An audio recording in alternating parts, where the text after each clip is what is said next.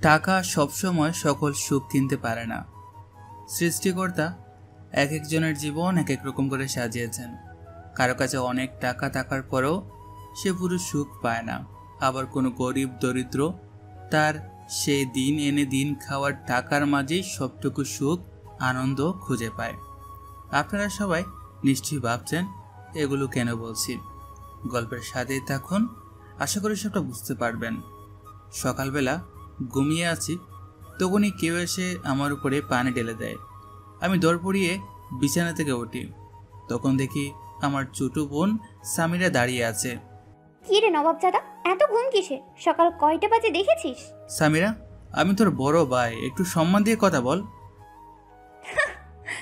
এসেছে বড় ভাই। তুই হয়তো ভুলে যাচ্ছিস এ বাড়ির সবাই তোকে চাকর হিসেবেই দেখে, আর একজন চাকর কিনা আমার বড় ভাই, শুনতেও হাসি পাচ্ছে। এতটা নিচে নেমে গেছিস বোন আমার? পরিবারের সবাই না হয় আমাকে সহ্য করতে পারে না, তুইও তো একটু সুন্দর করে কথাটুকু বলতে পারিস। আমি কি দোষ করেছি বল? আমি কি তোদের থেকে একটু ভালো ব্যবহার ভালোবাসা পেতে পারি না? এই একদম আমাকে এমন কথা শেখাতে আসবি না, না হলে মাকে বলে এমন মার খাওয়াবো জীবনের শিক্ষা পেয়ে যাবি। এখন নিচে যা, বাবার গাড়িটা পরিষ্কার করে দিতে বলেছে, তারপর আমার কাপড়গুলো কেচে দিবি। নীল তখন আর কথা না বাড়িয়ে চুপচাপ বিছানা থেকে উঠে যায়। তারপর গায়ের ভেজা গেঞ্জিটা খুলে নেয় আর একটা গামছা গায়ে জড়িয়ে নেয়। প্যান্টটা আর চেঞ্জ করতে পারে না। আসলে নীলের এই একটা প্যান্ট আর একটা গেঞ্জি আছে, তাও আবার তার বড় ভাইয়ের পুরাতন আর একটা ছেঁড়া লুঙ্গি আছে। এগুলো দিয়ে কোনো মতেই নীলের দিনকাল কেটে যাচ্ছে। নীল তখন এভাবে স্টোর রুম থেকে বেরোই, আপনাদের তো বলাই হলো না। নীলের নিজস্ব কোনো থাকার রুম নেই। স্টোর রুমটাতে কোনো মতে দিনকাল কাটাচ্ছে নীল। নীল ড্রয়িং রুমের পাশ কাটিয়ে যখন বাহিরে গাড়ি ধুতে যাচ্ছিল, তখনই তার বাবার কণ্ঠ। এই চাকর শোন, ভালো করে আমার গাড়ি পরিষ্কার করবি, গাড়িতে যেন একটা দাগও না থাকে। নীল হ্যাঁ বোধক মাথা নাড়ায়, তারপর বাহিরে চলে যায়। নীলের ভাবিও তখন সেখানে ছিল, তখনও কিছু বলে না, শুধু নীলের নিষ্পাপ মুখের দিকে তাকিয়েছিল। বাহিরে এসে নীল গ্যারেজ থেকে জিনিসপত্র নিয়ে গাড়ি পরিষ্কার করা শুরু করে। নীল গাড়ি পরিষ্কার করছিল আর হাসছিল। এটা কোনো আনন্দের হাসি নয়, এটা হচ্ছে হতাশা, কষ্ট আর বুকের ভেতরে থাকা ব্যথার হাসি। নীল গাড়ি পরিষ্কার করার সময় ভুলবশত লোহার নুড়ি দিয়ে গাড়ি মোছা শুরু করে। নীল জানতো না নুড়িটা লোহার ছিল, কিন্তু তখনই নীলের চোখ সেদিকে যায়। নীল অবাক হয়ে যায়, গাড়ির কিছুটা রং উঠে গিয়েছে। উপরে বেলকনি থেকে সামিরা এটা দেখতে পায়। সে তাড়াতাড়ি তার বাবাকে আর বড় ভাইয়া অর্থাৎ আবিরকে নিয়ে আসে। পেছন পেছন নীলের মা আর ভাবিও আসেন। নীলের বাবা আর আবির তো গাড়ির এই অবস্থা দেখে রেগে যায়।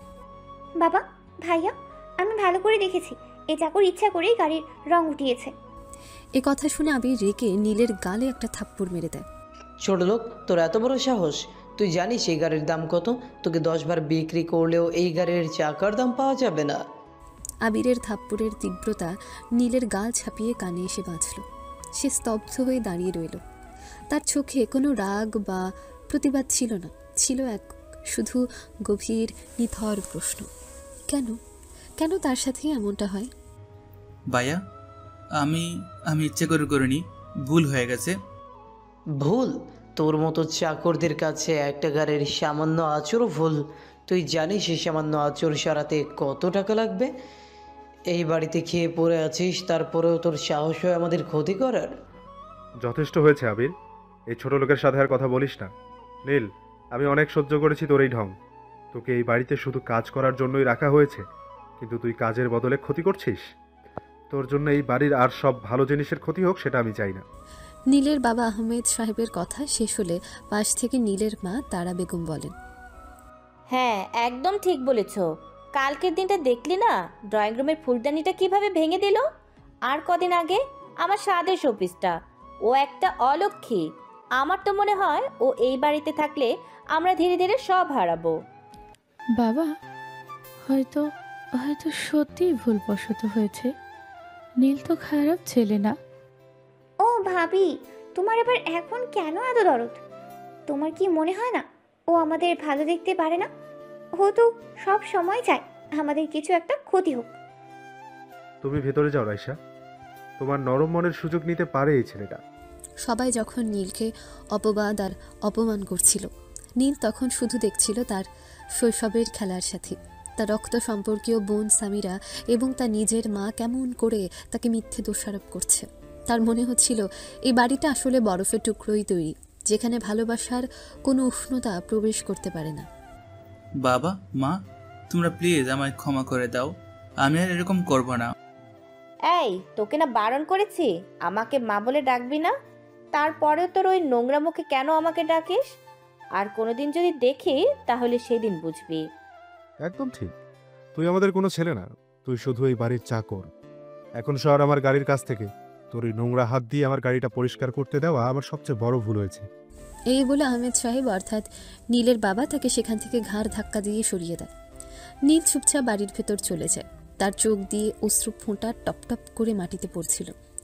অন্যদিকে বাহিরে বাড়ির সবাই গাড়ির সামনে দাঁড়িয়ে হাসছে। চাকরটাকে অনেকদিন পর ভালো করে একটা থাপ্পড় দিলাম, সেই লেগেছে।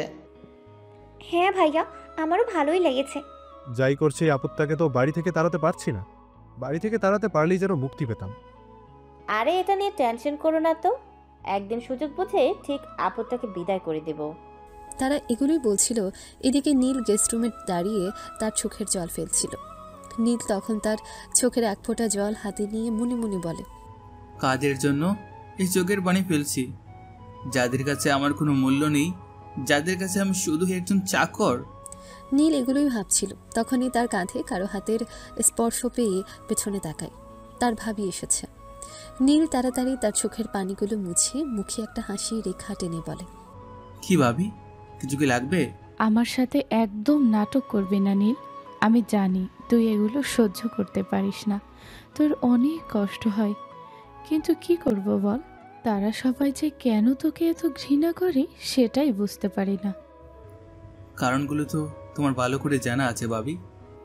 এগুলো কি কোনো কারণ হলো? আরো কত বড় বড় ভুলের পরেও মানুষ ক্ষমা করে দেয়। আচ্ছা বাদ দে, ওনারা সবাই খেয়ে নিয়েছে, তারা উপরে গেলে তুই কিচেন রুমে গিয়ে খেয়ে নিস। আমি সেখানে তোর জন্য খাবার রেখে দিয়েছি। ভাবি, তোমাকে কি কেউ বলেছে আমার জন্য এত কষ্ট করতে? আরে তুই তো আমার ছোট ভাই, তোর জন্য করব না তো কার জন্য করব? আর এখানে কষ্টের কিচ্ছু নেই, আমি এখন যাই, যা বললাম তাই করিস। ঠিক আছে ভাবি। নীলের ভাবি রাইসা তখন সেখান থেকে চলে যায়।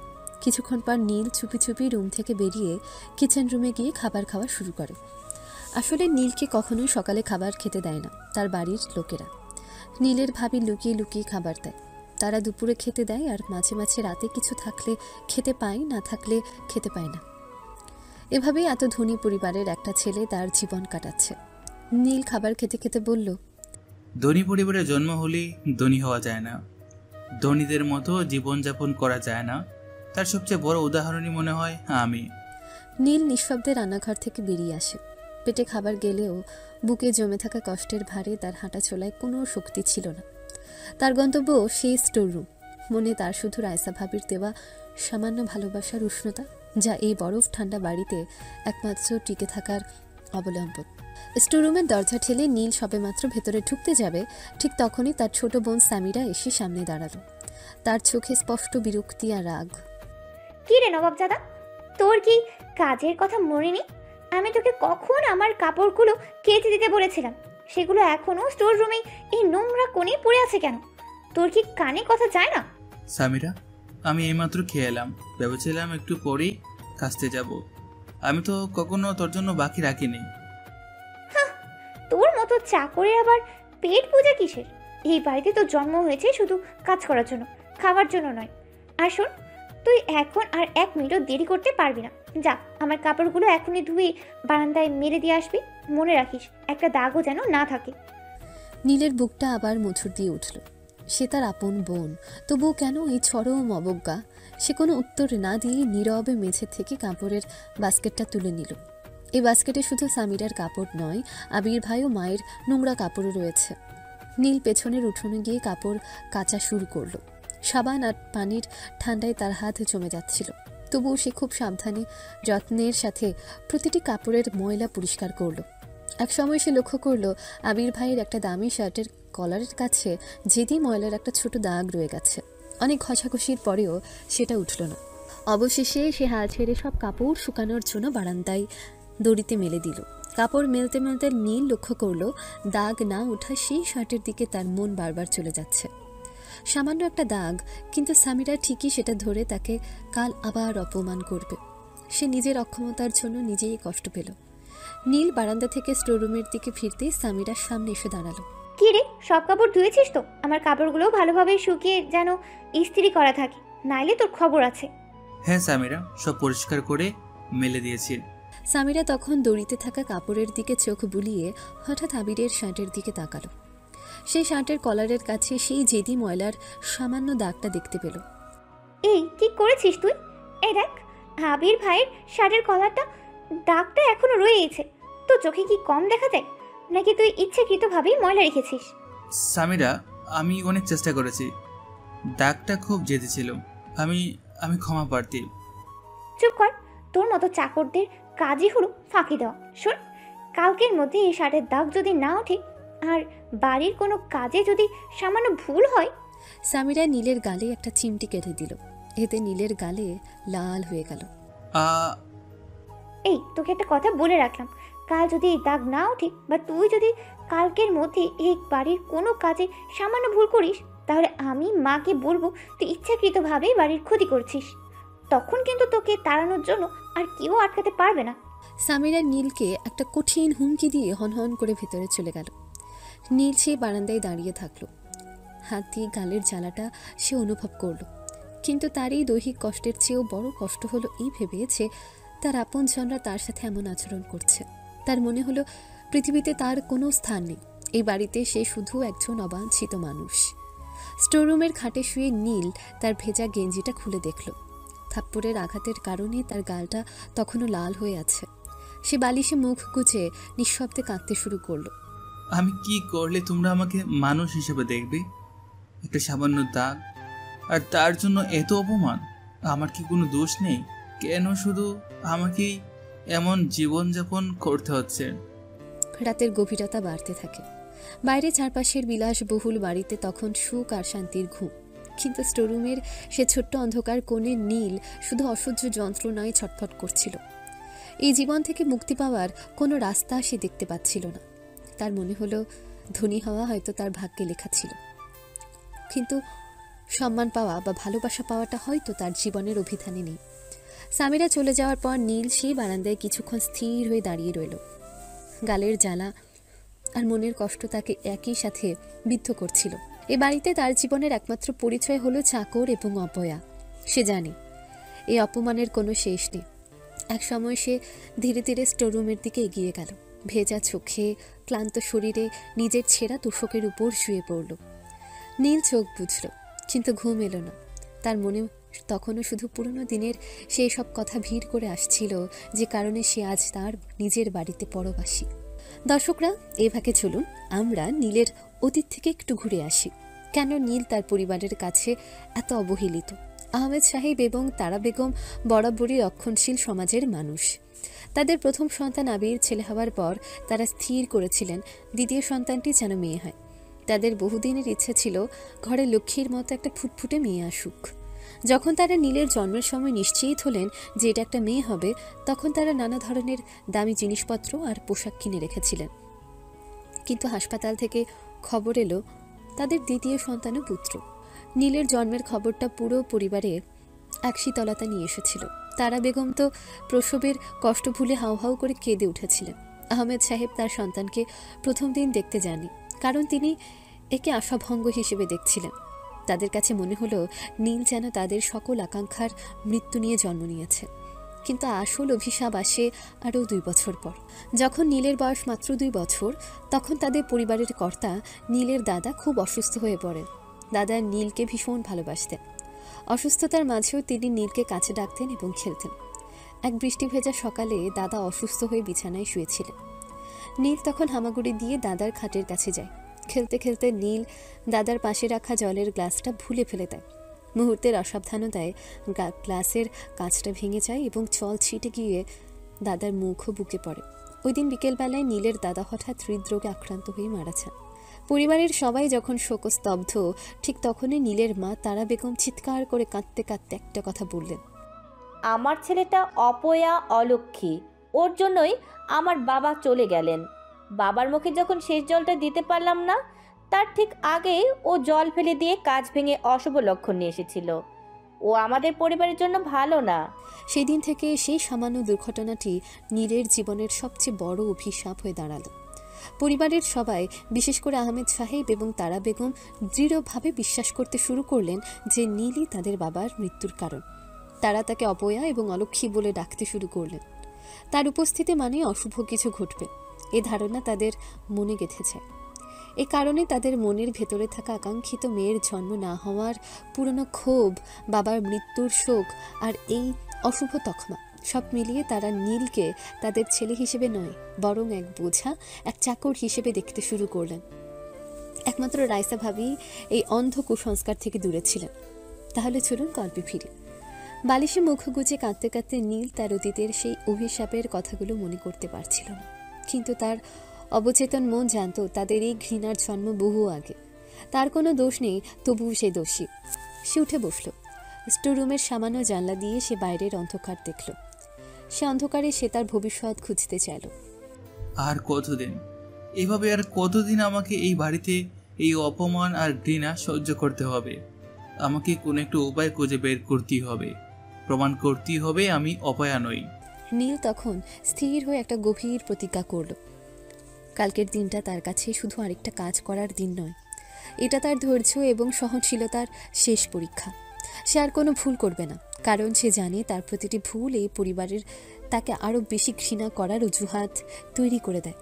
বাড়ি তখন গভীর রাত, সমস্ত শহরে শান্তি নেমে এসেছে, কিন্তু এ বাড়ির স্টোররুমের অন্ধকারে এক অবহেলিত ছেলে তার ভেতরের সমস্ত যন্ত্রণা নিয়ে জেগে আছে। পরের দিনটাও নীলের জীবনে অভিশাপের মতোই এলো। সকালে ঘুম ভাঙল না, বরং গালে জলের ঝাপটা দিয়ে দিনের প্রতিটা ঘন্টা কাটলো গাড়ির টায়ারের ধুলো ছেড়ে, বাথরুম পরিষ্কার করে, আর আবির ও সামিরার পুরনো কাপড় ইস্ত্রি করে। প্রতিটা কাজে সামান্য ত্রুটি পেলেই তারা নীলকে উদ্দেশ্য করে নোংরা কথা বলতো, যেন নীল এই বাড়ির চাকর নয়, তাদের ব্যক্তিগত ঘৃণার পাত্র। দুপুরে খাওয়ার পর যখন বাড়ির সবাই নিজেদের ঘরে বিশ্রামে ব্যস্ত, তখন রাইসা ভাবি চুপি চুপি স্টোররুমের দিকে এলেন। নীল তখন অবসন্ন শরীরে বিছানায় আছোয়া হয়েছিল। এই নীল, কি ভাবছিস? তোর চোখ দুটো এত লাল কেন? কাল সামিয়া তোকে কিছু বলেছে বুঝি? না ভাবি, কিছু না।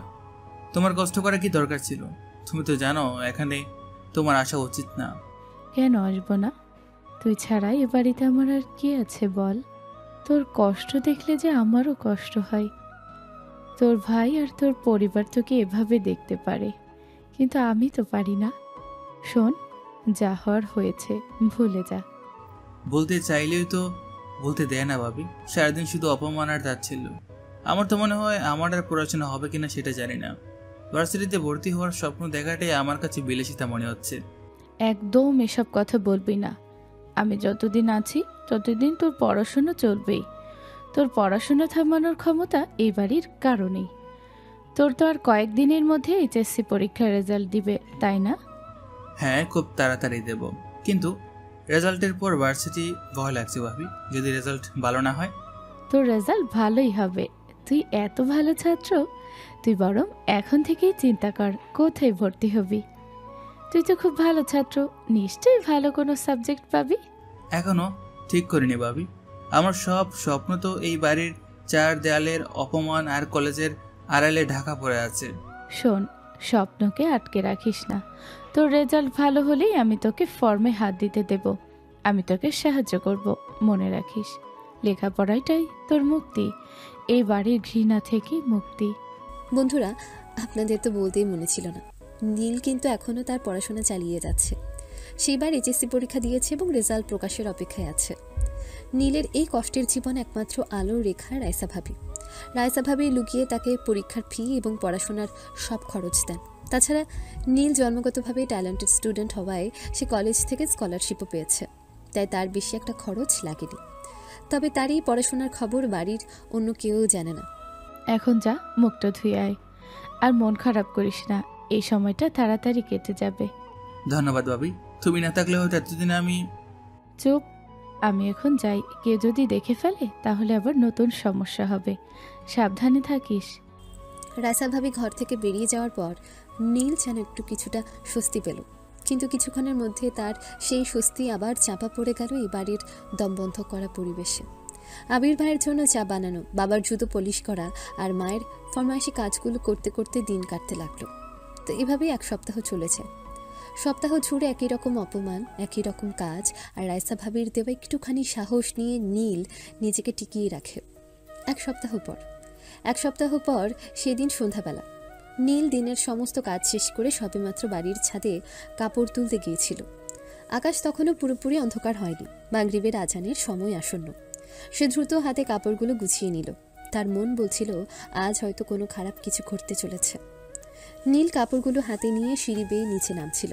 সিঁড়ির মাঝপথ আসতে ড্রয়িং রুমের দিক থেকে সে তীব্র চেঁচামেচির শব্দ শুনতে পেল। ভয়ে ভয়ে সে সিঁড়ি থেকে নেমে ড্রয়িং রুমের দরজার কাছে গিয়ে দাঁড়ালো। দৃশ্য দেখে সে স্তম্ভিত হয়ে গেল। ড্রয়িং রুমের মেঝেতে একরাশ ছেঁড়া টাকা ছড়ানো, আর পাশে রাখা আছে একটা ছোট খালি কাঠের সিন্দুক। আবির, সামিরা, আহমেদ সাহেব এবং তারা বেগম সবাই সেখানেই দাঁড়িয়ে। রাইসা ভাবি একপাশে দাঁড়িয়ে কাঁদছিলেন, তার চোখ ভরা আতঙ্কে। নীলকে দরজায় দেখা মাত্র তারা বেগম যেন পাগল হয়ে গেলেন। এই যে সেই অপয়া, এই চা করে আমার সর্বনাশ করেছে। তুই তুই কি মনে করেছিস তোর নোংরা হাত থেকে এই টাকাও রেহাই পাবে? মা, আমি কিছু করিনি। আমি ছাদ থেকে কাপড় নিয়ে নামছিলাম। একদম মিথ্যা বলবি না। এই সিন্দুকের চাবি সবসময় আমার কাছে থাকে। সিন্দুক ভাঙা, টাকাগুলো সব এভাবে ছিঁড়ে ফেলা, নীল ছাড়া এই ঘরের কেউ টাকা চুরি বা নষ্ট করবে না। তুই করেছিস। তোর এত সাহস? মিথ্যা বলছিস? তুই চুরি করে ধরা পড়ে ভয়ে টাকাগুলো নষ্ট করেছিস। নীলের কথা শেষ হওয়ার আগেই আবির তার হাতের কাছে থাকা একটা মোটা লাঠি দিয়ে নীলের পিঠে সজোরে আঘাত করল। ভাইয়া প্লিজ, ব্যথা লাগছে। না না, প্লিজ ওকে মারবেন না, ও কিছু করেনি। আমি বিশ্বাস করি ও এমন কাজ করতে পারে না। রাইসা ভাবি দ্রুত নীলের দিকে এগিয়ে এলেন, কিন্তু সামিরা মাঝখানে এসে তাকে টেনে ধরে ফেলে। থামো ভাবি, তোমার এত দরদ কিসের জন্য? তোমার জন্যই ও সাহস পাচ্ছে। ও একটা চোর। রাইসা, তুমি ভেতরে যাও। তোমার এই অতিরিক্ত সহানুভূতি এই ছেলেকে আরো নষ্ট করছে। আবির, রাইসাকে ঘরে ঢুকিয়ে দরজা বন্ধ করে দে। আবির দ্রুত রাইসা ভাবিকে টেনে পাশের একটা খালি রুমে নিয়ে গেল এবং দরজায় তালা লাগিয়ে দিল।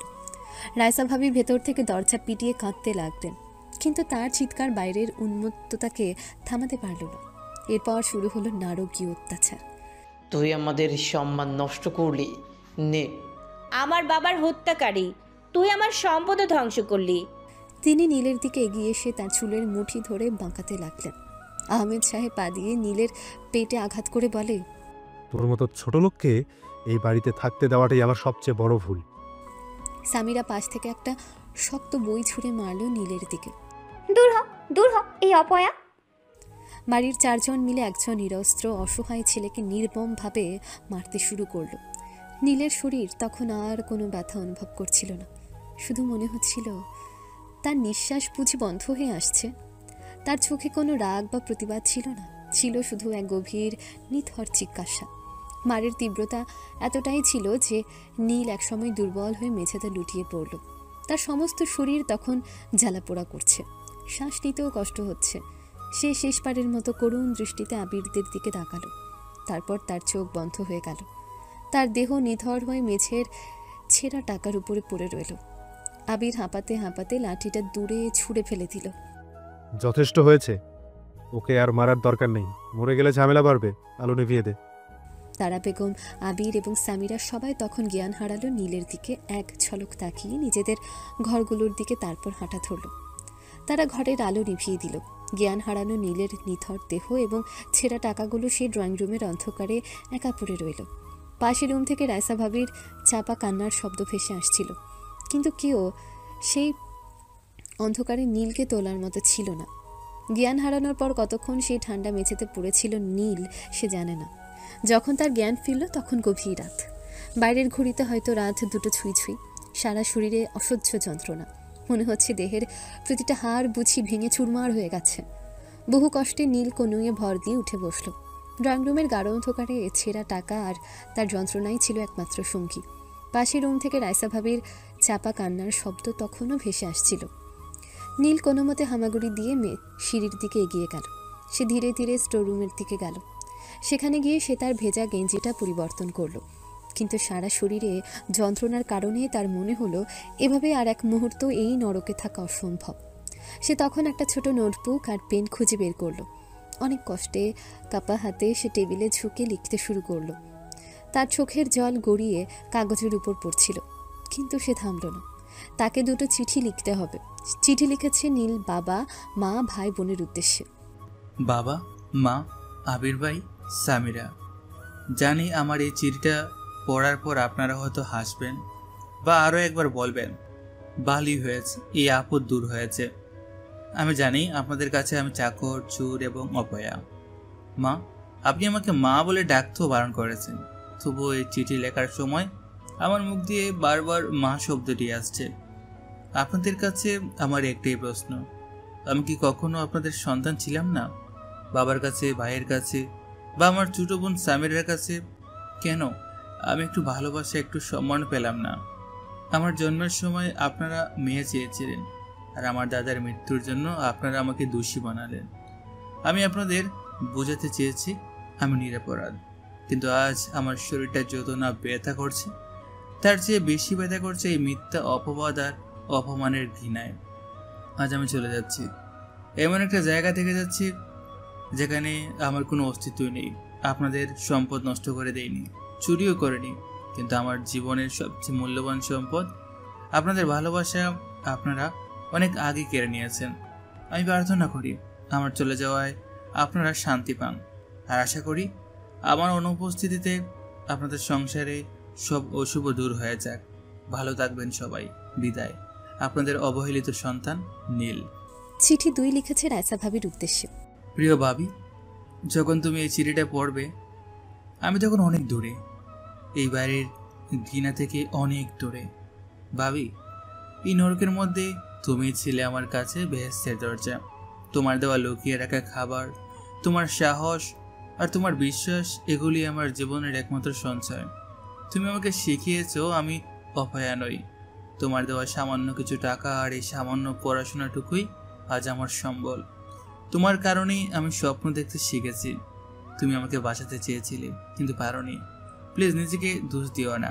আমি জানি তুমি আমাকে কতটা ভালোবাসো। আমার জীবনের এই নতুন পথ চলার তোমার ঋণ আমি কোনোদিনও ভুলবো না। জানি না কবে ফিরতে পারবো, কিন্তু যখনই ফিরবো সেদিন তোমার ভালোবাসার মূল্য রাখবই।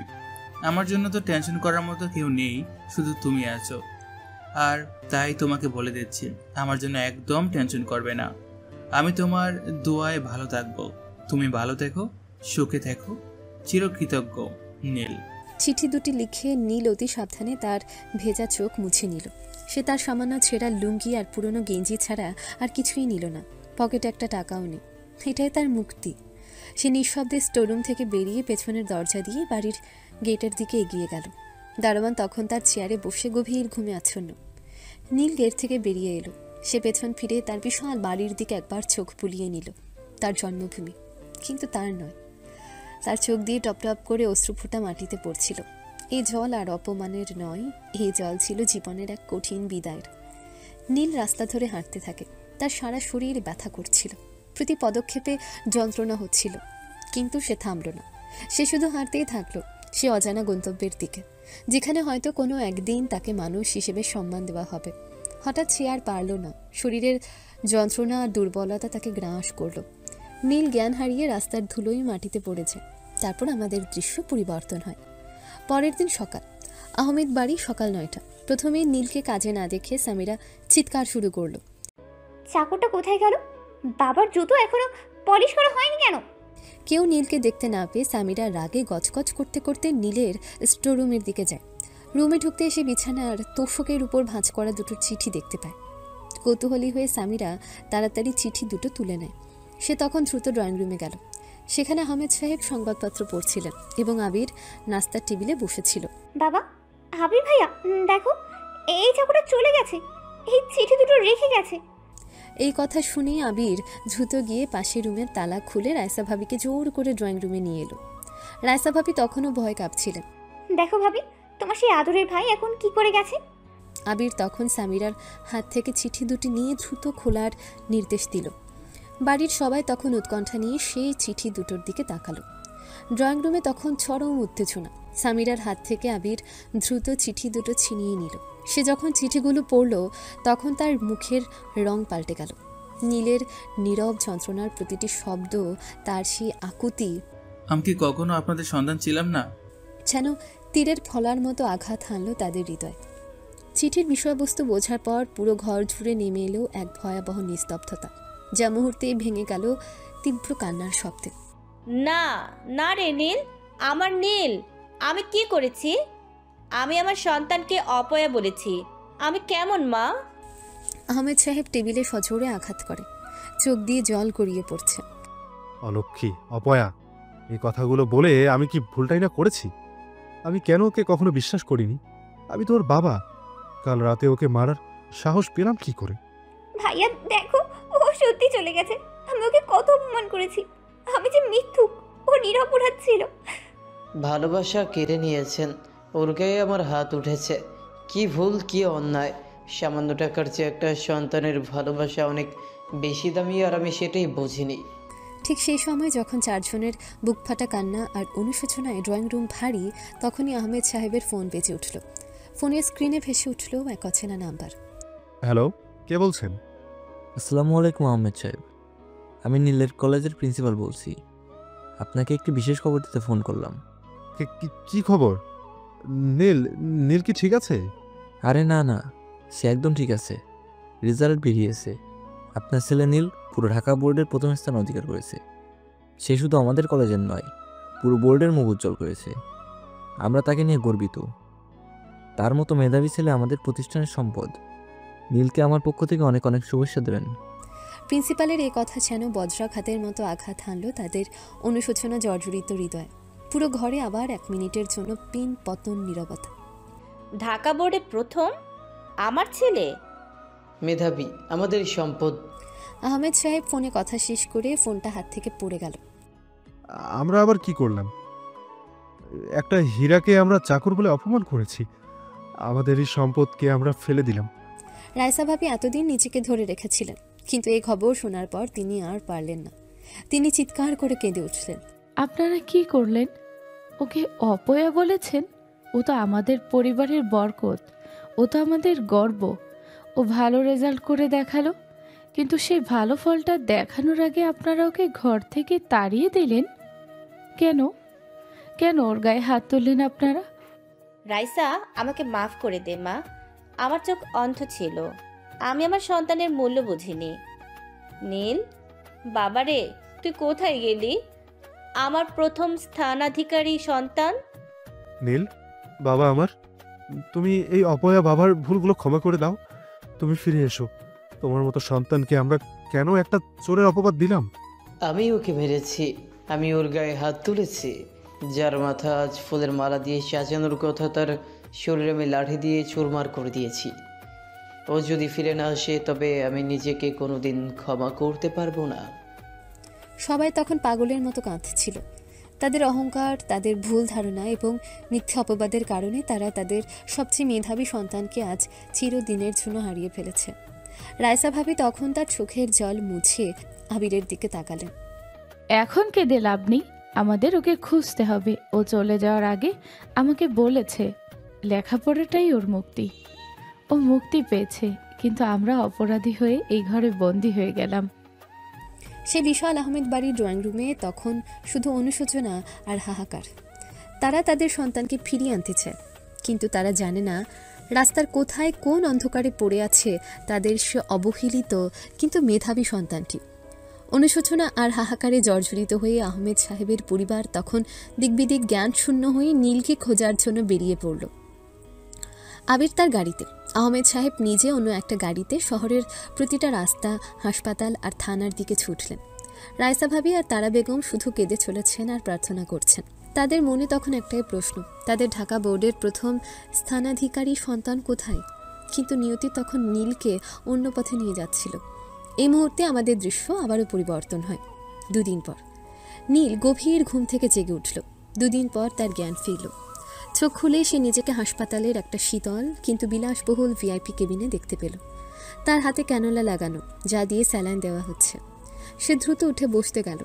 তখনই 2জন নার্স ছুটে এসে উদ্বেগ নিয়ে এগিয়ে এলেন। এ কি, আপনি উঠছেন কেন? আপনাকে উঠতে বারণ করা হয়েছে। আপনি শুয়ে থাকুন। এই মুহূর্তে আপনার উঠা একদমই ঠিক হবে না। নার্সের কথায় নীল বাধ্য হয়ে আবার শুয়ে পড়ল। তার পুরো শরীর তখন সুস্থ লাগছিল, কিন্তু গত রাতের মারের স্মৃতি মনে পড়তেই সে কুঁকড়ে উঠল। কিছুক্ষণের মধ্যে রুমে একজন মধ্যবয়স্ক ভদ্রলোক এবং একজন মহিলা প্রবেশ করলেন। তাদের বয়স এই 40-50-এর মধ্যে হবে। তাদের পোশাক আশাকে আভিজাত্যের ছাপ স্পষ্ট। তাদের দেখে নীল আবার উঠতে গেলে শায়লা চৌধুরী দ্রুত এগিয়ে এসে নীলকে উঠতে বারণ করলেন। না বাবা, তুমি উঠো না, শুয়ে থাকো। কেমন আছো বাবা? এখন অনেকটা ভালো লাগছে তো?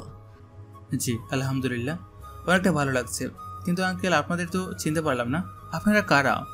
আমাকে তুমি চিনবে না। আগে বলো, তোমার এই অবস্থা কিভাবে হয়েছিল? তোমাকে যে অবস্থায় রাস্তায় পেলাম। সেটা বলে আর লাভ নেই আঙ্কেল, পুরোনো দিনের কথা ভুলে যাওয়াই ভালো। আচ্ছা, তুমি যেহেতু বলবে না, তাহলে তোমার বাবা মায়ের নাম্বার দাও, আমি তাদের এখানে আসতে বলি। তারা নিশ্চয়ই তোমার জন্য খুব টেনশন করছে। চিন্তা না আঙ্কেল, তারা নিশ্চয়ই আগের থেকে অনেকটা খুশি আছেন। তারা তো একজন অপয়া চাকরের বিদায় চেয়েছিলেন। আচ্ছা, আপনারা আমাকে কোথায় পেয়েছেন? আসলে আরও 2 দিন আগে আমাদের ছেলের জন্মদিন ছিল। ওর নাম ছিল আকাশ। ওর জন্মদিন উপলক্ষে আমরা রাস্তার পাশে সকল গরিব ও অসহায়দের খাওয়াচ্ছিলাম। তখনই রাস্তার পাশ দিয়ে যেতে যেতে এক সময় তোমাকে জ্ঞানহীন অবস্থায় দেখতে পাই। সাথে সাথে তোমাকে এখানে নিয়ে আসি।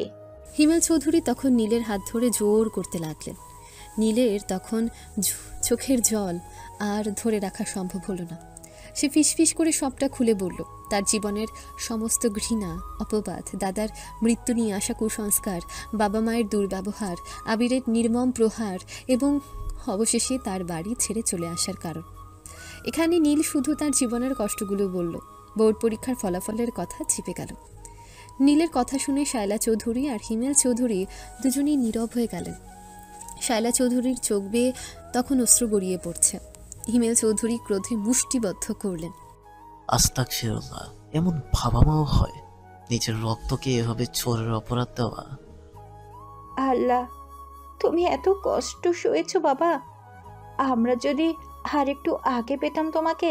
পরিবেশ যখন একটু শান্ত হলো, তখন শায়লা চৌধুরী নীলের কপালে হাত বুলিয়ে দিলেন। বাবা, আমিও তো তোমার মায়ের মতো। তুমি কি আমার একটা আবদার রাখবে? জি বলুন মা।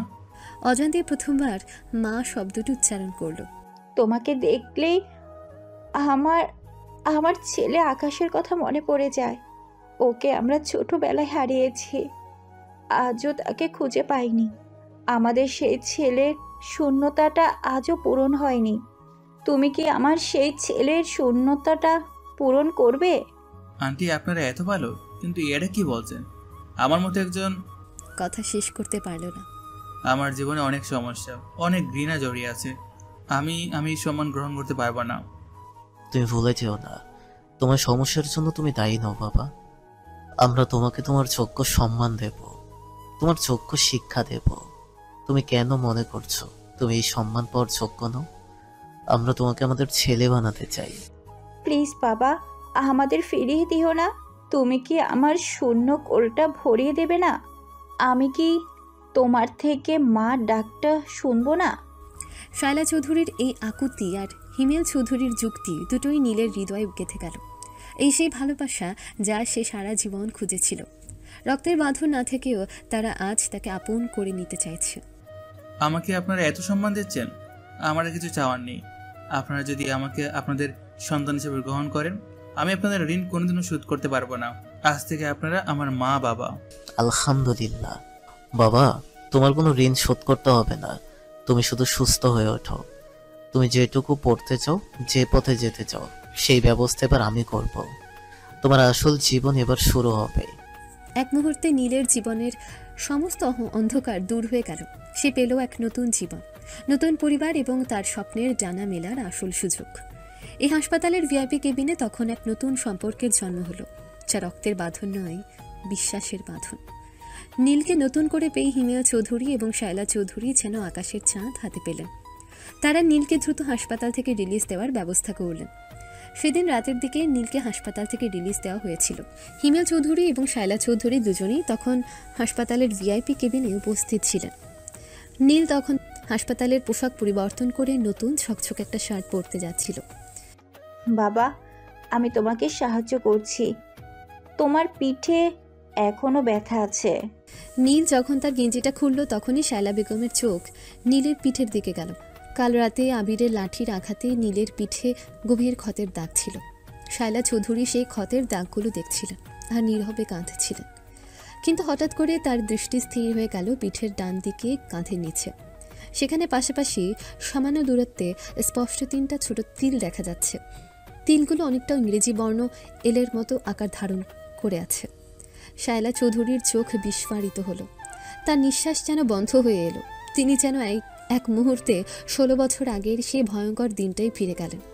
তিনি স্পষ্ট মনে করতে পারলেন তাদের হারিয়ে যাওয়া ছেলে আকাশের পিঠেও ঠিক একই জায়গায় এই 3টা তিল ছিল। এই তিলগুলো আকাশের জন্মের সময় থেকেই ছিল। আল্লাহু আকবার, এ কি দেখছি আমি? তিনি দ্রুত নীলের পিঠের দিকে আরও ঝুঁকে গেলেন। ক্ষতের দাগের ঠিক নিচে সেই 3টা তিল। শায়লা চৌধুরী যেন নিজের চোখকেও বিশ্বাস করতে পারছিলেন না। তিনি বারবার সেই স্থানটিতে হাত বুলিয়ে দেখতে লাগলেন। আন্টি, কি হয়েছে? তুমি এমন করছো কেন? কি হলো শায়লা, তুমি এভাবে কাঁপছো কেন? শায়লা চৌধুরী হিমেল চৌধুরীর দিকে ঘুরে কান্নার দমকে কথা বলতে পারছিলেন না। হিমেল, হিমেল, দেখো দেখো ওর পিঠে। হিমেল চৌধুরী অবাক হয়ে নীলের পিঠের দিকে তাকালেন। তিনি শায়লা চৌধুরীর আঙ্গুলের দেখানো স্থানটা দেখলেন সেই 3টা স্পষ্ট তিল। সে চিহ্নের দিকে তাকিয়ে তিনিও স্তব্ধ হয়ে গেলেন। এ তো আকাশের জন্মের চিহ্ন। শায়লা চৌধুরী নীলকে দুহাত দিয়ে জড়িয়ে ধরে হাউমাউ করে কেঁদে উঠলেন। আমার আকাশ, আমার আকাশ ফিরে এসেছে। আমি জানতাম আল্লাহ আমার ছেলেকে ফিরিয়ে দেবেন। শায়লা চৌধুরীর সেই আকুল কান্না নীলকে স্তম্ভিত করে দিল। তার সারা শরীর যেন থরথর করে কাঁপছে। এত বছর পর হঠাৎ কি শুনছে সে? আন্টি, তোমরা কি বলছো? আমি তো নীল, আমি তো...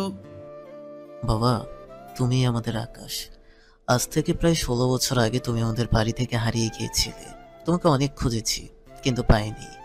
তোমার মা ঠিকই বলছেন, এই 3টা তিল তোমার জন্মের সময় থেকেই ছিল। আমরা কখনো ভুলতে পারিনি। সমস্ত ঘটনা শুনে নীল যেন বিশ্বাস করতে পারছিল না যে পরিবারটি তাকে এত ভালোবাসা দিয়েছে সেই তারাই তার আসল পরিবার। নীলও তখন আর নিজেকে ধরে রাখতে পারল না। সে শায়লা চৌধুরীকে শক্ত করে জড়িয়ে ধরল। তার চোখ দিয়ে খুশির অশ্রু ঝরছিল। মা, আমি তো ভাবিনি আমার জীবনে এত বড় আনন্দ অপেক্ষা করছে। আলহামদুলিল্লাহ। সে হাসপাতালের ভিআইপি কেবিনে তখন এক নতুন আনন্দের ঢেউ। যে ছেলেটি নিজের পরিবারের কাছে অপয়া ছিল সে আজ তার আসল পরিবারকে ফিরে পেল। যে ভালোবাসা সে চুরি করে খুঁজতে যেত, আজ সেই ভালোবাসা তাকে খুঁজে নিল। হিমেল চৌধুরী আর শায়লা চৌধুরীর চোখের জল বুঝিয়ে দিল আজ থেকে নীলের জীবনের তৃতীয় এবং প্রকৃত অধ্যায় শুরু হলো। তো দর্শক, এখন থেকে নায়কের নাম নীল থেকে পরিবর্তন করে আকাশ বলা হবে, যেহেতু আকাশই তার আসল নাম। সেই রাতে হাসপাতাল থেকে রিলিজ পাওয়ার পর হিমেল চৌধুরী, শায়লা চৌধুরী এবং তাদের সদ্য ফিরে পাওয়া সন্তান আকাশকে নিয়ে একটা নিরিবিলি 5 তারকা হোটেলে গেলেন। তাদের মন তখন শান্তিতে ভরে আছে। তারা আকাশকে একটা আলাদা রুমে নিয়ে বসলেন, যেখানে শুধু ভালোবাসার গল্প হবে। বাবা, নিজের আসল পরিবার সম্পর্কে তো কিছুই জানিস না। অনেক কিছু জানতে হবে এখন। শোন তাহলে, সর্বপ্রথম কথা হচ্ছে তোর একটা ছোট বোন আছে, ওর নাম তিথি। ও এবার কলেজে উঠবে, তোর থেকে 3 বছরের ছোট। আমার ছোট বোন? কি ভাগ্য। তারপর মূল কথা হচ্ছে, আমাদের পুরো পরিবারের কেউই জানে না যে তুই হারিয়ে গিয়েছিলি, এমনকি তোর ছোট বোনও জানে না। মানে এ কিভাবে সম্ভব বাবা? হ্যাঁ, এটা শুধু আমি আর তোর মা জানি। তোর জন্মের পর থেকে তোর চাচার সম্পত্তি লোভে আমাদের উপর নজর রাখত, তাই আমরা সবাইকে বলেছিলাম আমার ছেলেকে আমি সবার থেকে দূরে রেখেছি। ওকে আমি আমাদের সাথে রাখিনি। বলেছিলাম আমার অনেক শত্রু আছে, ওরা তোর ক্ষতি করতে পারে। এই মিথ্যা কথা বলেই তো এতগুলো বছর তোকে ছাড়া কাটিয়েছি বাবা। আমাদের প্রতিটি দিন ছিল যন্ত্রণার, কিন্তু এখন আর না। তোকে সবার সামনে আনার সময় এসে গিয়েছে। কিন্তু বাবা, বাইরের মানুষকে বললে সমস্যা হতো বুঝলাম, কিন্তু তুমি পরিবারের কাউকে বলনি কেন? আসলে তোর একমাত্র চাচা তেমন ভালো স্বভাবের না। ও একবার যদি শোনে যে তুই নিখোঁজ ছিলি আর ফিরে এসেছিস, তাহলে কৌশলে সব সম্পত্তি ওর ছেলের নামই নিয়ে নিবে। কারণ আমাদের পরিবারের নিয়ম হলো ছেলেরা সম্পত্তি পায়, মেয়েরা কিচ্ছু পায় না। আমাদের যদিও সম্পত্তির এত ইচ্ছে নেই, কিন্তু ওটা তো দাদা দাদির সম্পত্তি, আমরা ওটাকে হারাতে পারবো না। দাদা দাদি কি এখনো বেঁচে আছেন? হ্যাঁ, ওনারা বেঁচে আছেন, আর ওনাদের অনেক ইচ্ছা তোকে দেখার জন্য। আমাদের মূল বাড়িও ঢাকাতেই, কিন্তু আমরা এখন আর বাংলাদেশে থাকবো না। আমরা আগামীকাল দুপুরেই কানাডা চলে যাব। কিন্তু কেন এত তাড়াতাড়ি? আরে, তোকে তো বলাই হলো না, আমার প্রধান ব্যবসা হচ্ছে কানাডায়। সেখানে আমি, তোর মা এবং তোর বোন তিথি থাকি। বাংলাদেশে তেমন একটা আশা হয় না। তোর জন্মদিন উপলক্ষে আমরা এসেছিলাম। আমরা দেশে এসেছি এটা কিন্তু পরিবারের কেউই জানে না। তোর ছোট বোন তিথিকে বলেছি আমরা ব্যবসায়িক কাজে অন্য দেশে যাচ্ছি, তাই এখনই ফিরতে হবে। আমরা চাই না তোর চাচা বা তোর দাদা দাদি এখনই জানো। সবটা বুঝলাম বাবা, কিন্তু আমার তো কোনো পাসপোর্ট বা কাগজপত্র কিছুই নেই, তাহলে আমি কিভাবে যাব?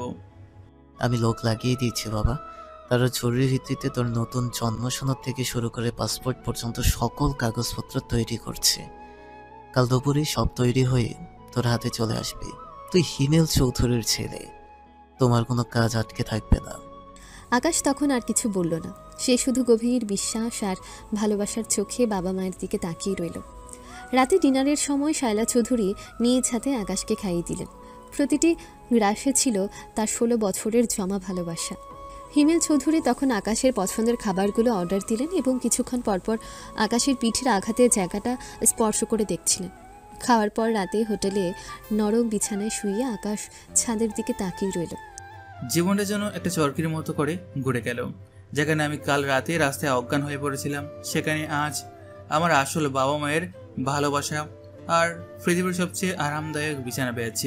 কাল আমি কানাডায়, আমার আসল জীবন, আমার স্বপ্ন এবার শুরু হবে। সে রাতে ঢাকা শহরে অনেক পরিবারই ঘুমিয়েছিল।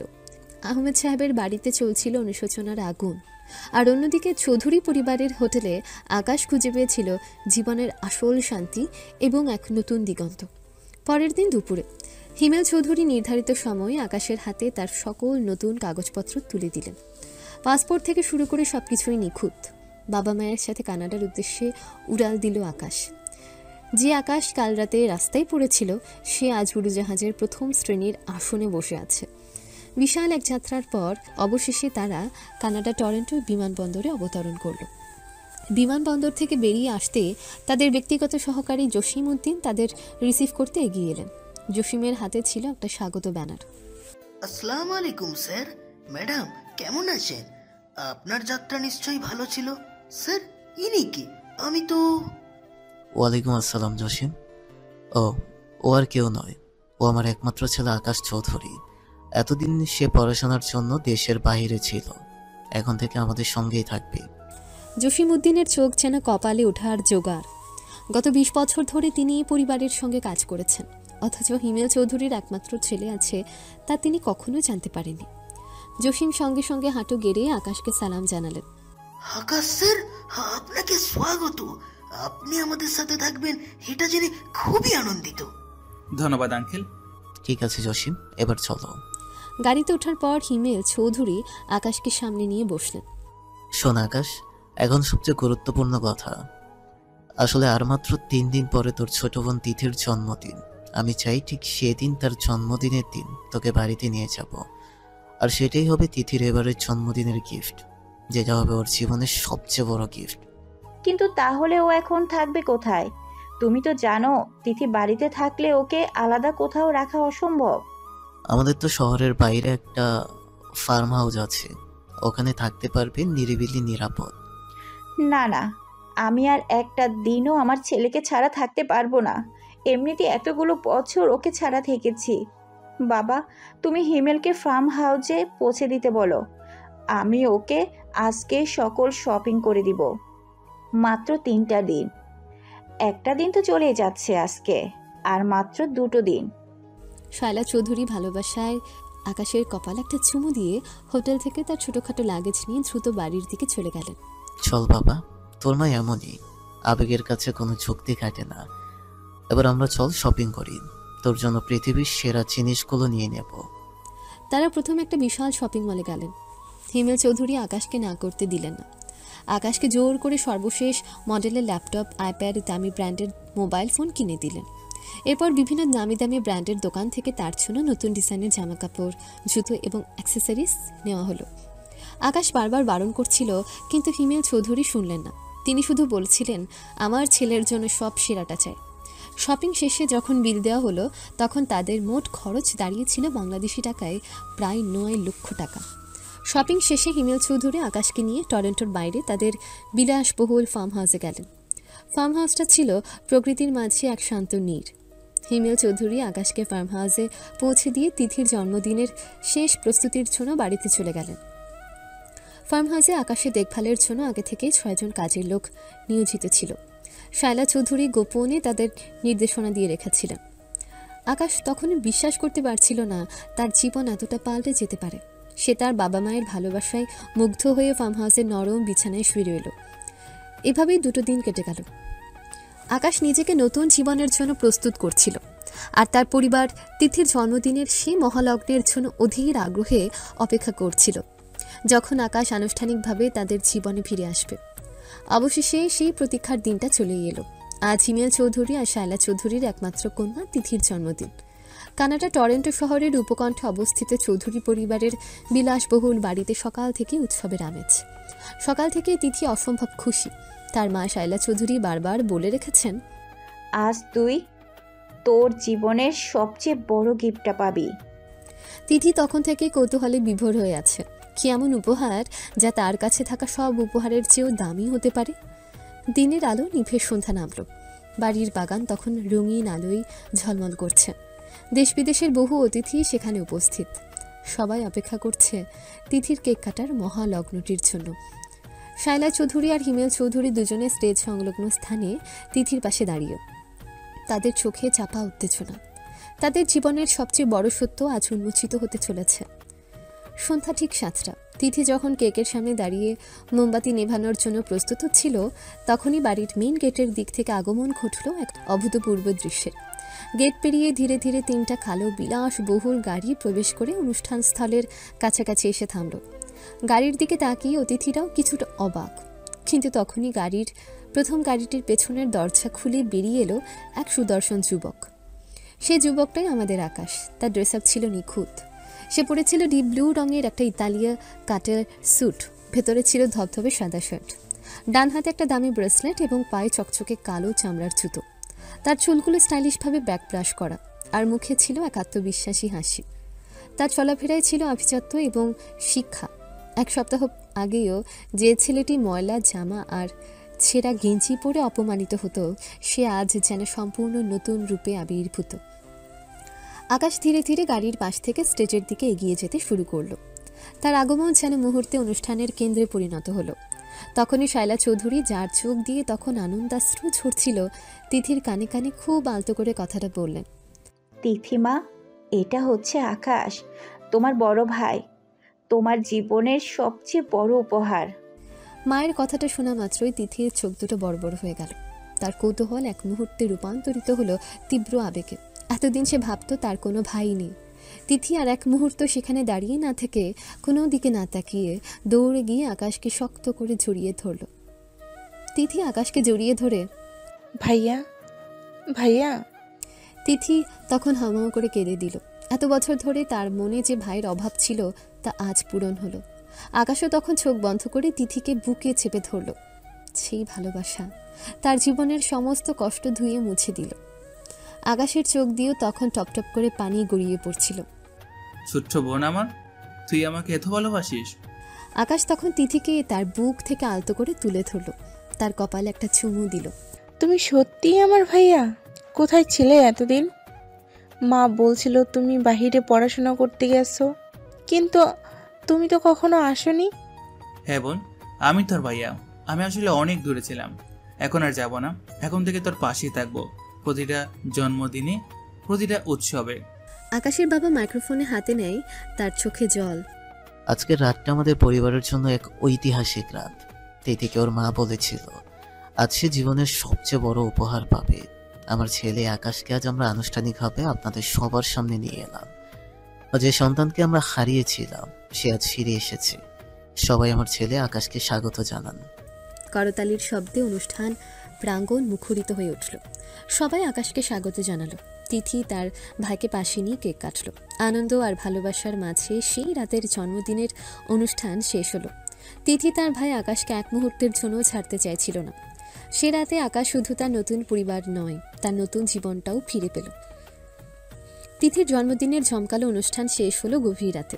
অতিথিরা সবাই বিদায় নেওয়ার পর চৌধুরী পরিবারের 4 জন সদস্য ড্রয়িং রুমে এসে বসলেন। হিমেল চৌধুরী, শায়লা চৌধুরী, তিথি এবং তাদের দীর্ঘদিনের হারানো সম্পদ আকাশ। ঘরে তখন এক শান্ত স্নিগ্ধ পরিবেশ। তিথি তখনও আকাশকে এক মুহূর্তের জন্য কাজ ছাড়া করছে না। সে আকাশের হাত শক্ত করে ধরে সোফায় বসেছিল। ভাইয়া, তুমি এত ভালো। মা সারাদিন বলছিল আমি সবচেয়ে ভালো গিফটটা পাবো, কিন্তু আমি ভাবিনি তুমি হবে সেই গিফট। আচ্ছা ভাইয়া, তুমি কি সত্যি সত্যি আর চলে যাবে না? না রে পাগল, আর কোথাও যাব না। তোর পাশে, মা বাবার পাশে, এখন থেকে এখানেই আমার ঠিকানা। শায়লা চৌধুরী 2 ভাই বোনকে একসাথে দেখে চোখের জল মুছলেন। আল্লাহ, আমার সব স্বপ্ন পূরণ হলো আজ। বাবা, তোমার পিঠে ব্যথা কি এখনো কম মনে হচ্ছে? আজ রাতে শান্তিতে ঘুমাও। না মা, এখন আর কোনো ব্যথা নেই। তোমাদের ভালোবাসা পেয়েছি, এর চেয়ে বড় ঔষধ আর কি হতে পারে? তুই এমন কথা বলিস না বাবা। শোন, তোর রেজাল্ট নিয়ে তো কোনো কথাই হয়নি। তুই এইচএসসিতে ঢাকা বোর্ডে প্রথম হয়েছিস। এ আমাদের জন্য কতটা গর্বের তা তুই ভাবতেও পারছিস না। বাবা, এটা তো পুরনো কথা। তোর রেজাল্টের কাগজপত্র আমি লোক দিয়ে আনিয়ে নিয়েছি। এখন আমরা তোর ভর্তির ব্যবস্থা করব। তুই কোথায় পড়তে চাস? তোর পছন্দের সেরা ইউনিভার্সিটি কোনটা? বাবা, আমি আসলে ব্যবসা নিয়ে পড়াশোনা করতে চাই। আপনার ব্যবসা আমি কাছ থেকে দেখতে চাই এবং শিখতে চাই। আমি আপনাকে সাহায্য করতে চাই। আর যদি সুযোগ হয়, আমি ইউনিভার্সিটি অফ আলবার্টা থেকে পড়তে চাই। সাবাস, আমি এটাই চেয়েছিলাম। তোর মতো একজন মেধাবী ছেলে আমার ব্যবসাকে এগিয়ে নিয়ে যাবে। ইউনিভার্সিটি অফ আলবার্ট খুব ভালো পছন্দ। আমি কালই তোর ভর্তির ব্যবস্থা করছি। শায়লা চৌধুরী তখন কফি আর কিছু মিষ্টি নিয়ে এলেন। তিনি নিজ হাতে আকাশকে কফি এগিয়ে দিলেন। বাবা, এটা ধর, আর এই দেখ। তিনি আকাশের হাতে একটা চাবির রিং ধরিয়ে দিলেন, তাতে একটা দামি গাড়ির চাবি ঝুলছে। এটা তোর প্রথম উপহার, একটা গাড়ি। এখন থেকে তুই আর কোনো কাজে কষ্ট করবি না। মা, এত দামি গাড়ি, এর কোনো দরকার ছিল না। দরকার ছিল বাবা, তো সম্মানটা বজায় রাখার দরকার ছিল। আজ থেকে তুই হিমেল চৌধুরীর ছেলে। এখন থেকে তুই শুধু আকাশ। এবার ভাইয়া, তুমি আমাকে রোজ সকালে কলেজে নামিয়ে দেবে। অবশ্যই নামিয়ে দেব। ভালোবাসা, বিশ্বাস আর নতুন স্বপ্নের আলোয় ভরে উঠেছিল সেই রাত। এত বছরের অপমান আর কষ্ট যেন এক লহমায় মুছে গেল। আকাশ জানত এই নতুন জীবনে তার পুরনো জীবনকে ছাড়িয়ে যাবে বহু দূরে। এই ভালোবাসা তার জীবনের শ্রেষ্ঠ উপহার। এই মুহূর্তের জন্যই যেন সে এত বছর বেঁচেছিল। এরপর থেকে শুরু হলো আকাশের নতুন, কঠোর এবং সফল জীবন। সে ভর্তি হলো ইউনিভার্সিটি অফ আলবার্ট্রাতে। পাশাপাশি বাবার বিশাল ব্যবসায়িক সাম্রাজ্যের খুঁটিনাটি দেখতে শুরু করলো। আকাশ তার জন্মগত মেধা আর প্রবল পরিশ্রম দিয়ে দ্রুতই ব্যবসায়িক জগতে নিজেকে প্রতিষ্ঠিত করে তুলল। প্রতিটি দিন কাটতে লাগলো সকালে ক্লাস, বিকেলে বাবার অফিসে ব্যবসায়িক পরিকল্পনায় তৈরি, সন্ধ্যায় তিথির সাথে সময় কাটানো এবং রাতে পড়াশোনা। আকাশ পরিবার, পড়াশোনা আর কাজ, এই তিনের মাঝে এক নিখুঁত ভারসাম্য তৈরি করে নিল। দেখতে দেখতে 2 বছর কেটে গেল। এই 2 বছরে আকাশ শুধু অনার্স 3য় বর্ষই শেষ করেনি, তার দূরদর্শিতা আর কঠোর পরিশ্রমে তাদের কোম্পানিকে নতুন উচ্চতায় নিয়ে গিয়েছে। পারিবারিক ভালোবাসা আর ব্যবসায়িক সাফল্যের শীর্ষে পৌঁছেছে সে। এখন তিথির কলেজ শেষ হয়েছে আর আকাশের অনার্স 3য় বর্ষের চূড়ান্ত পরীক্ষা শেষ। দুজনেই এখন লম্বা ছুটিতে আছে। সেদিন রাতেই ডিনারের সময় চৌধুরী পরিবারের 4 জন এক টেবিলে বসেছিলেন। বাবা, মা, ভাইয়া, সবাই চলো না বাহিরে কোথাও থেকে ঘুরে আসি। এখন ছুটিতে আছি, ঘরে বসে একদম সময় কাটছে না। কথাটা ঠিক মা, কিন্তু আমি আর তোর মা তো কয়েকদিন আগেই বাংলাদেশ থেকে ঘুরে আসছি, তাই এখন আর আমাদের কোথাও যাওয়ার মুড নেই। ঠিক। আমার মনে হয় তোদের ভাই বোনের গিয়ে ঘুরে আসা উচিত। তোমরা দুজন যাও। কিন্তু মা, আমরা একা কেন যাব? তোমরা এসো, সমস্যা হবে না, আমি সব ব্যবস্থা করব। না বাবা, তোরা দুজনেই যা। আকাশ তো অনেকদিন ধরে কাজে ব্যস্ত আছিস, তোরও মাইন্ড ফ্রেশ করার দরকার আছে। তাই বলছি তোরা দুজনে আলোচনা করে যেখানে ইচ্ছে ঘুরতে চলে যা, টাকা পয়সার চিন্তা করবি না। ভাই বোন তখন নিজেদের মধ্যে আলোচনা শুরু করলো। ভাইয়া, তাহলে চলো আমরা জাপান থেকে ঘুরে আসি। কত সুন্দর জায়গা। কথাটা মন্দ বলিসনি, জাপান। আচ্ছা তাহলে চল, আর দেরি নয়, কাল সকালের ফ্লাইটে চলে যায়। ঠিক আছে ভাইয়া, তাহলে আমি এখনই সব জিনিসপত্র রেডি করতে হবে। বাবা, মা, আমরা তাহলে জাপানে যাচ্ছি। ঠিক আছে, আমি তাহলে জসিমকে বলে প্রাইভেট জেটটা রেডি করে দিচ্ছি। তোরা ভোরেই এয়ারপোর্টে চলে যাবি, ভালো করে ঘুরে আসিস। সাবধানে থাকিস বাবা, তিথির দিকে খেয়াল রাখিস। চিন্তা করো না মা, আমরা ভালোভাবেই ফিরবো। তারপর তারা খাবার খেয়ে উঠে পড়ল। তিথি আর আকাশ তাদের ঘরে গিয়ে জামা কাপড় যাবতীয় জিনিসপত্র গোছানো শুরু করে দিল।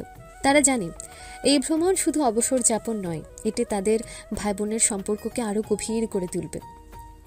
জীবনের প্রথম স্বাধীন আন্তর্জাতিক ট্রিপ। পরের দিন খুব ভোরে হিমেল চৌধুরীর ব্যক্তিগত জেট বিমানটি আকাশ আর তিথিকে নিয়ে কানাডার আকাশ ছাড়ল। তিথির উচ্ছ্বাস তখন বাঁধনহারা, আর আকাশ, সেও তার বোনের আনন্দ দেখে হাসছিল। বিমানের ভেতরে তারা দুজনে জাপান ভ্রমণের পরিকল্পনা নিয়ে আলোচনা করতে করতে পার করে দিল লম্বা জার্নিটা। অবশেষে তারা জাপানের রাজধানী টোকিওর নারিতা আন্তর্জাতিক বিমানবন্দরে অবতরণ করল। বিমানবন্দর থেকে বেরিয়ে তারা টোকিওর ব্যস্ততা আর আধুনিক স্থাপত্য দেখে মুগ্ধ হলো। তাদের জন্য আগে থেকেই ব্যবস্থা করা ছিল বিলাসবহুল আবাসন এবং একজন স্থানীয় গাইড। প্রথম দিনটা তারা কাটালো টোকিওর প্রাণকেন্দ্র শিনজুকুতে। ভাইয়া দেখো, এখানকার পরিবেশটা ঠিক যেন কল্পনার রাজ্যের মতো। সবাই কত দ্রুত চলছে। হ্যাঁ দিদি, এটাই টোকিও, কাজ আর প্রযুক্তির শহর। চল আমরা বিখ্যাত শিবুয়া ক্রসিংটা দেখে আসি। শিবুয়া ক্রসিংয়ে একসাথে হাজার হাজার মানুষের পারাপার দেখে দুজনেই বিস্ময়ে অভিভূত হলো। তারা হাতে হাত রেখে সেই ঐতিহাসিক ক্রসিং পার হলো। তারপর তিথির পছন্দের জাপানি খাবারগুলো খেলো। পরের কয়েকটা দিন তাদের কাটলো জাপানের বিভিন্ন ঐতিহ্যবাহী এবং আধুনিক স্থান ঘুরে। কিয়োটো, তারা জাপানের পুরনো রাজধানী কিয়োটোতে গেল। আকাশ বিশেষ আগ্রহ নিয়ে সেখানকার প্রাচীন মন্দিরগুলো দেখল। এখানকার শান্ত ও আধ্যাত্মিক পরিবেশ আকাশের মনের পুরনো ক্ষতগুলোতে যেন মলম লাগিয়ে দিচ্ছিল। তিথিকে সেখানকার শান্ত পরিবেশের গুরুত্ব বোঝালো। আরাশিয়ামা ব্যাম্বু ফরেস্ট, তারা আরাশিয়ামার বাঁশের জঙ্গল দেখতে গেল। লম্বা বাঁশের ছায়ায় দাঁড়িয়ে তিথি বারবার বলছিল যেন অন্য জগতে চলে এসেছি। মাউন্ট ফুজি, এক সকালে আকাশ আর তিথি মাউন্ট ফুজির সবচেয়ে ভালো দৃশ্য দেখতে পেল। সেই বিশাল শুভ্র পর্বত দেখে আকাশ যেন জীবনের নতুন উচ্চতার অনুপ্রেরণা পেল। ভাইয়া দেখো, এই পর্বতটা কত সুন্দর। এই পর্বতটা যেমন একাই সব পাহাড়ের মধ্যে রাজত্ব করছে, ঠিক তেমনি তুমিও বর্তমানে সব কিছুর মধ্যে রাজত্ব করছো। এটাই আমার ভাইয়ার পাওয়ার। তোর মুখ থেকে এসব কথা শুনতে ভালো লাগে রে বোন।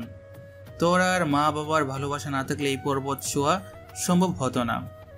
তারা দুজনে প্রচুর ছবি তুলল, জাপানি সংস্কৃতি আর প্রযুক্তির দারুণ মিশ্রণ উপভোগ করল। আকাশ প্রতিটি মুহূর্তে তার বোনকে আগলে রাখছিল। তিথিও তার ভাইকে সবসময় পাশে পেয়ে ভীষণ খুশি। এতদিন সে শুধু বাবা মায়ের ভালোবাসাই পেত, কিন্তু ভাইয়ের উপস্থিতি আর তার জীবনকে আরও পরিপূর্ণ করে তুলল। তাদের এই ভ্রমণ ছিল মূলত মনকে সতেজ করার জন্য। আকাশ এই 2 বছরে ব্যবসার কাজে এতটাই ডুবেছিল যে তার একটু বিরতির প্রয়োজন ছিল। সেই রাতে হোটেল রুমে ফিরে আসার পর আকাশ যখন তার এই অপ্রত্যাশিত ধাক্কা সামলাতে ব্যস্ত, ঠিক তখনই তার ফোনটা বেজে উঠল। স্ক্রিনে বাবা হিমেল চৌধুরীর নাম। হ্যালো বাবা, কেমন আছো? আকাশ, বাবা মন দিয়ে শোন, আমি আর তোর মা একটা ইমার্জেন্সি কারণে আজ রাতের ফ্লাইটে বাংলাদেশে যাচ্ছি। কি হয়েছে বাবা, এত রাতে হঠাৎ করে? কোনো সমস্যা? হ্যাঁ বাবা, তোর দাদার শরীরটা অনেক খারাপ। তোর চাচা একটু আগে ফোন করেছিল, উনি হার্ট অ্যাটাক করেছেন, হাসপাতালে আইসিইউতে আছেন। ডাক্তাররা বলেছেন পরিস্থিতি নাকি খুব একটা ভালো না। ও আস্তাগফিরুল্লাহ, তোমরা সাবধানে যেও বাবা। আমি কি তোমাদের সাথে যাব? আমি এখনই। না না আকাশ, তুই একদম আসবি না, এটাই সবচেয়ে গুরুত্বপূর্ণ কথা। তুই মনে রাখিস, তোকে এখনো পরিবারের সামনে আসার সময় হয়নি। তোর পরিচয়টা এখনো গোপন রাখা প্রয়োজন। কিন্তু বাবা, তোমাকে একা যেতে দিব? তোর মা আমার সঙ্গে যাচ্ছে, আমরা ম্যানেজ করে নেব। তুই তোর বোনকে নিয়ে সাবধানে থাক। ঠিক আছে বাবা, তোমরা যখন বলছো তখন যাবা না, কিন্তু তোমরা আমাকে প্রতি মুহূর্তে আপডেট দেবে আর তোমরা নিজেদের খেয়াল রাখবে। হ্যাঁ বাবা, তোরা দুজন জাপান ভ্রমণটা শেষ কর। আর শোন, যদি তোর মন চায় তাহলে তোরা ইচ্ছে হলে অন্য কোনো দেশে ঘুরে আসতে পারিস। আপাতত আর টর্নোতে আসিস না, যতক্ষণ না আমি তোকে খবর দিচ্ছি। আকাশের আবিরের কথা মনে পড়ল। ঠিক আছে বাবা, আমরা আগামীকাল সকালে জাপান ছেড়ে অন্য কোনো জায়গায় চলে যাচ্ছি, চিন্তা করো না। এটাই চাই। তুই স্মার্ট ছেলে, আমি জানি তুই সামলে নিতে পারবি। আমরা ফ্লাইট ধরছি, ভালো থাকিস বাবা। তোমরা সাবধানে দেখো বাবা, আল্লাহ হাফেজ। ফোন রাখার পর আকাশ কিছুক্ষণ চুপ করে রইল। তার দাদা, যার মুখ সে কখনো দেখেনি, সে মানুষটার জন্য তার খারাপ লাগছিল। তার চেয়েও বড় কথা, তার বাবা মা এখন সেই দেশের পথে যেখানে তার অতীতের সব ভয়াবহ স্মৃতি লুকিয়ে আছে। আবিরকে জাপানে দেখার পরই এমন খবর, আকাশের মন বলছিল এবার হয়তো তার অতীতের সাথে তার বর্তমানের এক বড় সংঘর্ষ হতে চলেছে। টোকিও থেকে বিদায় নিয়ে আকাশ আর তিথি যখন মালয়েশিয়ার পথে, ঠিক তখনই হিমেল চৌধুরী আর শায়লা বেগম দীর্ঘ পথ পাড়ি দিয়ে বাংলাদেশে পৌঁছালেন। বিমানবন্দর থেকে বেরোতেই ফোন এলো। ফোন ধরলেন হিমেল চৌধুরী। হ্যালো। হ্যাঁ, কি বলছেন? বাবা এখন কেমন আছেন?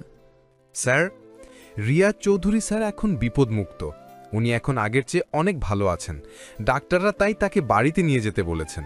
এখন উনি বাড়িতে আছেন। খবরটা শুনে হিমেল চৌধুরী আর শায়লা বেগমের মুখে স্বস্তির হাসি ফুটল। তারা হাসপাতালে না গিয়ে সোজা চৌধুরী মেনশনের দিকে রওনা দিলেন।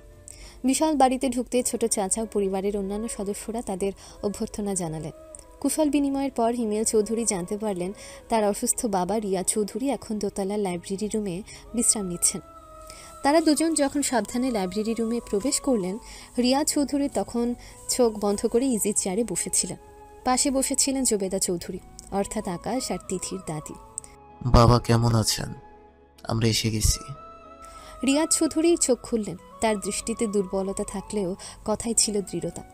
রিয়াজ চৌধুরী হিমেল চৌধুরীকে দেখে বলে, এসেছিস, ভালো করেছিস। আমি জানতাম আমার কিচ্ছু হয়নি। এক মুহূর্ত চুপ থেকে বলে, কিন্তু তুই আজও একা এসেছিস। আমার কি আমার দাদু ভাইকে দেখার কোনো অধিকার নেই? হিমেল চৌধুরী চুপচাপ দাঁড়িয়ে রইলেন।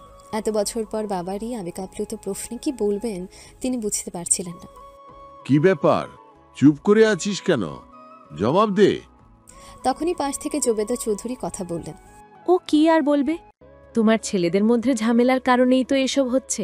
তুমি তো জানো হিমেল কেন এত বছর ধরে অভিমানে দূরে ছিল। দাদির কথা শেষ না হতেই ছোট চাচা, যিনি এতক্ষণ দরজার কাছ থেকে সব কিছু শুনছিলেন, তিনি দ্রুত ঘরে ঢুকলেন এবং হিমেল চৌধুরীর সামনে গিয়ে হাঁটু গেড়ে বসলেন। ভাইয়া প্লিজ আমাকে ক্ষমা করে দে। আমি আমার ভুলটা বুঝতে পেরেছি। আমি মানছি এতদিন আমি অনেক ভুল করেছি, যা করা আমার উচিত হয়নি। কিন্তু আমি কথা দিচ্ছি ভবিষ্যতে আর এমন কিছু হবে না। প্লিজ ভাইয়া, তুই আমার ভাতিজাকে দেশে নিয়ে আয়। আমাদের সকলেরই ইচ্ছা ওকে একবার চোখে দেখার। হিমেল চৌধুরী তার ছোট ভাইয়ের দিকে তাকালেন। চোখে পুরনো অভিমান থাকলেও এখন সেখানে মিশে আছে এক নতুন আশা। কিন্তু দেশে তো আমার অনেক শত্রু আছে। আকাশের সুরক্ষার একটা প্রশ্ন আছে। বডিগার্ডকে ঘাস খেতে রেখেছি? তোরা বিদেশ থেকে আসছিস, তোদের সুরক্ষার কথা তো আমিই দেখব। না বাবা, ওর বডিগার্ড প্রয়োজন হয় আমাদের থেকেও বেশি। বুঝতে পারছো না, সে এখন কানাডার টপ বিজনেসম্যান। তার কাজ শুধু ব্যবসা নয়, তার সাথে সুরক্ষাটাও প্রয়োজন। আচ্ছা, আমি আকাশের বডিগার্ডদের ইমার্জেন্সি বাংলাদেশে আসতে বলছি। হিমেল চৌধুরীর কথা শুনে পুরো ঘর যেন স্তব্ধ হয়ে গেল। কানাডার টপ বিজনেসম্যান? হ্যাঁ হিমেল বাবা, নিয়ে আয়। আমি দেখতে চাই আমার সেই দাদু ভাইকে, যে কিনা মাত্র 2 বছরের মধ্যে কোম্পানিকে কানাডার টপ কোম্পানিতে পরিণত করেছে। সে এলে আমার সব কষ্ট দূর হয়ে যাবে। ওদের ভাই বোন দুজনকে একসাথে আসতে বল। দিদি ভাইকেও দেখি না অনেক দিন হলো। হ্যাঁ বাবা, ওরা দুজন একসাথেই আছে, কিন্তু এমনিতেই অনেক জার্নি করছে। আজকে আরেক দেশে যাওয়ার কথা ছিল। এখন আবার জার্নি করলে যদি অসুস্থ হয়ে পড়ে? তুমি আকাশকে কল করো, জিজ্ঞেস করো তারা দুজন সুস্থ আছে কিনা। যদি সুস্থ থাকে তাহলে চলে আসতে বলো। ওরা কি কোথাও ঘুরতে গিয়েছে নাকি? হ্যাঁ বাবা, ভাই বোন দুজনে একসাথে ছুটি পড়েছে, তাই একেবারে ওয়ার্ল্ড ট্যুর দিচ্ছে। হিমেল চৌধুরী তখন পকেট থেকে মোবাইলটা বের করে আকাশকে কল করলেন। হ্যালো। হ্যাঁ বাবা, কেমন আছো তোমরা? দাদা কেমন আছেন? হ্যাঁ, আমরা ভালোই আছি, তোর দাদাও ভালো আছেন। আচ্ছা এখন শোন, তোরা এখন কোন দেশে আছিস আর শরীর স্বাস্থ্য কেমন? হ্যাঁ বাবা, আলহামদুলিল্লাহ আমরা সুস্থ আছি। আর আমরা তো আজকে সকালেই মালয়েশিয়ায় চলে এসেছি। তাহলে তোরা আজকে বাংলাদেশে চলে আয়, আসলে তোর দাদা তোদের দেখতে চেয়েছেন। ঠিক আছে বাবা, সমস্যা নেই, স্মৃতির সাথে কথা বলে দিচ্ছি। বাবা, আসছি আমরা। আর শোন, বাংলাদেশে আমাদের শত্রু বেশি, তাই তোর বডিগার্ডরা আজকেই আসছে, তারা তোকে এয়ারপোর্ট থেকে পিক করবে। ঠিক আছে বাবা, সমস্যা নেই। হিমেল সাহেব কল কেটে দিলেন। ঘরের এক কোণে ছোট চাচার মেয়ে এতক্ষণ কান পেতে সব কথা শুনছিল। সে দেখছিল যে ভাইকে নিয়ে তার বাবা এতদিন ঝগড়া করত, সে ভাইয়া আজ এত বড় বিজনেসম্যান। তার চোখে মুখে ছিল মিশ্র অভিব্যক্তি, বিস্ময়, ঈর্ষা আর কৌতূহল। মালয়েশিয়া থেকে ফ্ল্যাট ধরার জন্য প্রস্তুত হলো আকাশ আর তিথি।